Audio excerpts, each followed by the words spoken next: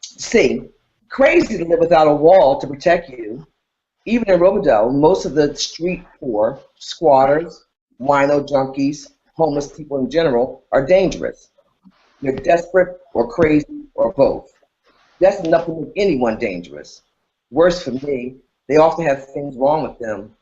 As I rode, I tried not to look around at them, but I couldn't help seeing, collecting some of their misery. I can take a lot of pain without falling apart. I've had to learn to do that, but it was hard today. I can't do anything about my hyper-empathy. I feel what I see others feeling, or what I believe they feel. Hyperempathy is what doctors call an organic delusional syndrome. Big shit. It hurts. That's all I know. Thanks to Parasitco, am I pronouncing that right? I think so. I think so. The small pill, the Einstein powder, the particular drug my mother chose to use before my birth, killed her. I'm crazy. I got a lot of grief that doesn't belong to me, and that isn't real, but it hurts. I'm supposed to share pleasure and pain. In this story, doctors claim what Lauren can feel is delusional. Do you see this as a mind over matter situation? Is it possible? Empathy is very real, but it is harder to wrap your head around literally empathy. Today, many people internalize, project, and even think themselves into getting pregnant without intercourse. Is what she's experiencing so far-fetched? Thank you.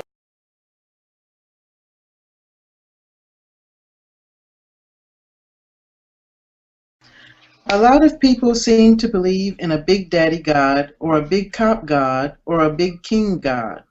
They believe in a kind of super person. A few believe God is another word for nature. There's a big early season storm blowing itself out in the Gulf of Mexico.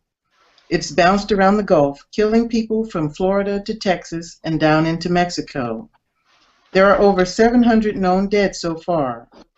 One hurricane. And how many people has it hurt?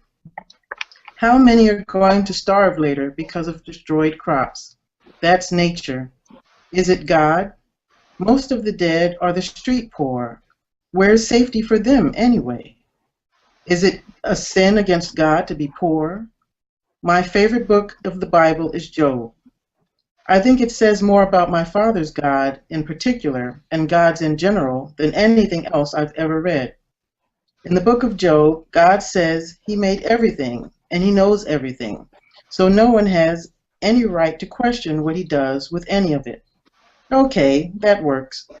But that God sounds a lot like Zeus, a super powerful man, playing with his toys. Bang, bang, 7 toys fall dead.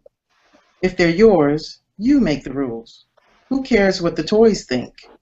Wipe out a toy's family, then give it a brand new family. Toy children, like Job's children, are interchangeable. 4. Who is God to you? Big Daddy, Big King, Big Cop, or something else? And 5. I personally struggle with the book of Job. It's the one I pray the interpreters got all wrong. I took it much like Lauren did. Instead of killing Job's children and giving him new ones, why not let him keep his family, the kids he raised and loved?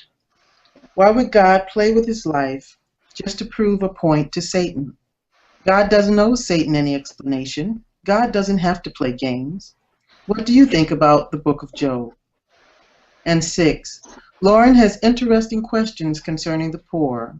Her main concern is access. The poor can't survive if they don't know, and even in the mayhem that is the United States, there are still things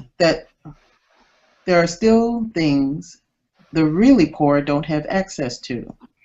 Do you have the same questions as Lauren concerning what God thinks of the poor?